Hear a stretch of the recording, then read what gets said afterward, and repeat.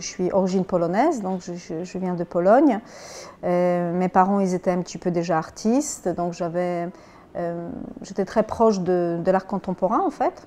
Et j'ai commencé très tôt, m'intéresser beaucoup au dessin et surtout j'ai adoré tout ce qui est photographie et les caméras. J'ai décidé de faire d'abord l'école d'architecture d'intérieur pendant 3 ans.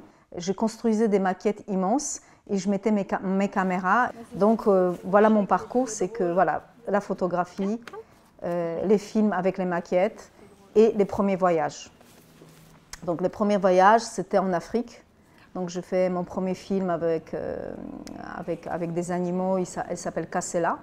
C'était des choses qui m'intéressaient beaucoup, tout ce qui est la relation entre l'animal, l'homme, et c'est d'être très cruel. C'est ça qui m'a, ces espèces de tension de cet animal qui est en même temps en souffrance, mais en même temps dans une beauté absolue, quoi.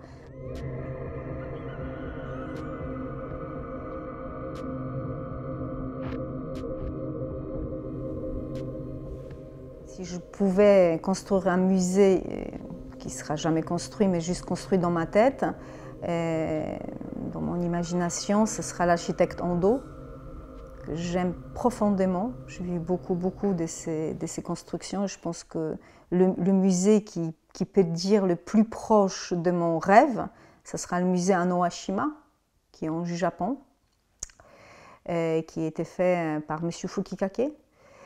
Et que c'est un musée merveilleux. Pour 2 choses, c'est que c'est un musée qui, en fond, on ne le voit pas. Elle est sur la terre. Et voilà, tu te promènes dans ces volumes gigantesques. Et je suis passionnée par le béton. Donc le béton, pour moi, c'est très important. Et alors le béton, vous me dites, mais pourquoi elle aime tellement le béton? Parce qu'en Pologne, chez nous, les années 70, on utilisait énormément de béton et je suis passionnée par cette 65, 70, 80.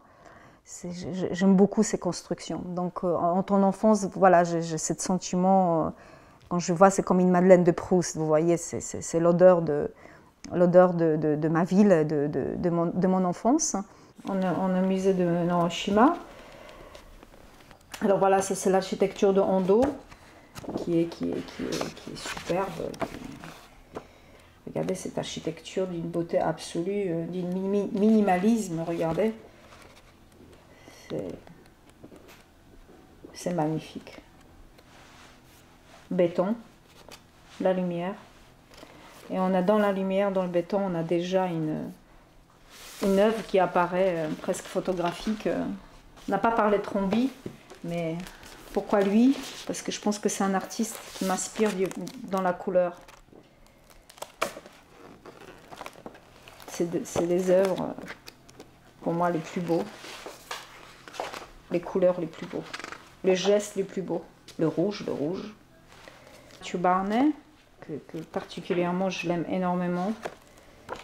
Je vous fais défiler un peu de sa magie photographique, en même temps cinématographique, qui est magnifique. La couleur, la structure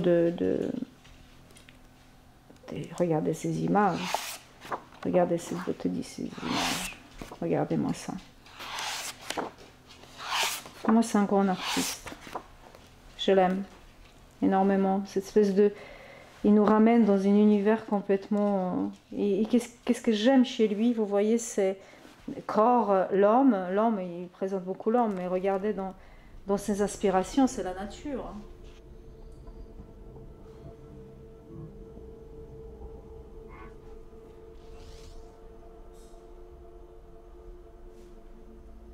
Et après, qu'est-ce que j'aimerais, c'est qu'il y a une entrée dans un musée et on doit faire un tour pour sortir ailleurs.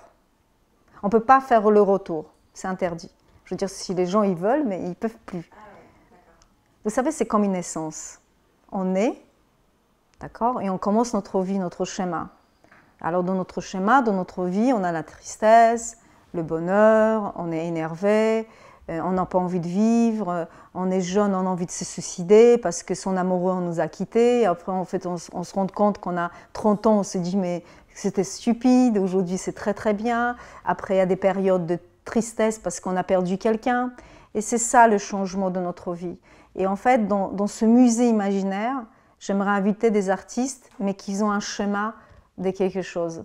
Donc je voudrais qu'il y ait de l'amour, je voudrais qu'il y ait de la tristesse, j'aimerais qu'il y ait des archives, parce qu'on archive beaucoup. Regardez toutes les photographies qu'on a aujourd'hui. On archive tous les moments aujourd'hui, qu'est-ce qu'on mange, quand on a été avec un ami, on boit un cocktail comme ci, etc. Voilà, j'avais envie de construire cette période presque de notre vie, quoi, comme une espèce de schéma, mais on ne peut plus retourner, et comme ça on avance au fur et à mesure.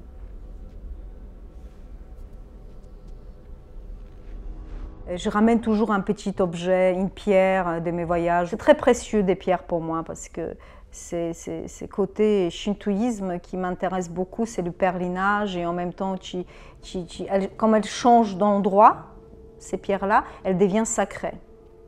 C'est comme ça. Donc elles ne bougent pas. Où je les mis, ça devient sacré, on ne peut pas les bouger, on peut rien faire avec ça parce qu'on l'a déjà bougé dans sa atmosphère. Aujourd'hui, j'ai perdu quelqu'un qui était très proche et j'avais envie de faire un travail intime. Donc on rentre dans mon intimité qui parle de l'amour. Ça s'appelle « Allonge-toi sur moi » et qu'elle évoque dans ma vie une période de quelques mois d'un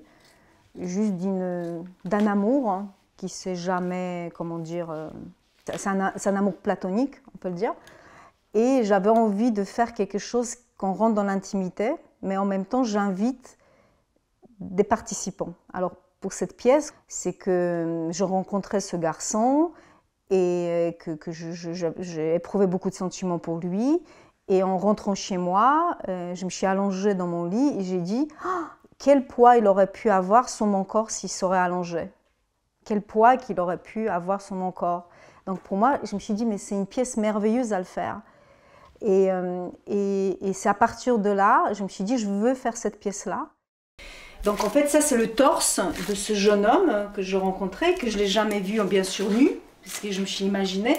Et c'est pour faire un câlin, comme ça. J'adore, j'aime bien. Comme ça, tu fais un câlin en torse, il y a des jambes, des bras. Et là, en fait, voilà, ici c'est les poids. Donc on peut... Par exemple, tourner cette pièce qui est comme ça. Voilà. En fait, là, c'est le corps. Bien sûr, le plastique, il n'existe pas. Hein. Donc, le plastique, il n'y a pas de plastique, c'est parce que ça s'en va. Et on va mettre le poids qui est là en bronze, avec une couleur des yeux. Et on va le poser là, quelque part comme ça.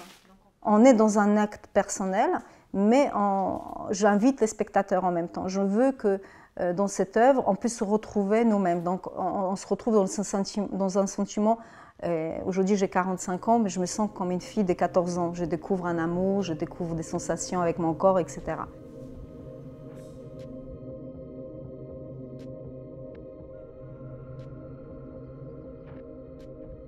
Il y a une chose que je dis toujours, chaque personne elle a une clé. On a une clé comme ça, et cette clé, on a une serrure, et on a envie de mettre la clé dans la serrure et ouvrir pour savoir la vérité. Et c'est quoi la vérité en tout cas? C'est des choses qu'on se pose la question, est-ce que le Dieu existe? C'est quoi après la mort? Et est-ce qu'on est seul sur cet univers? Je pense que c'est les 3 questions que tout le monde y se pose parce qu'on n'a pas de réponse encore aujourd'hui. Donc moi je dis en tant qu'artiste, je suis là pour chercher et découvrir, mais je pense que je n'aurai jamais la réponse.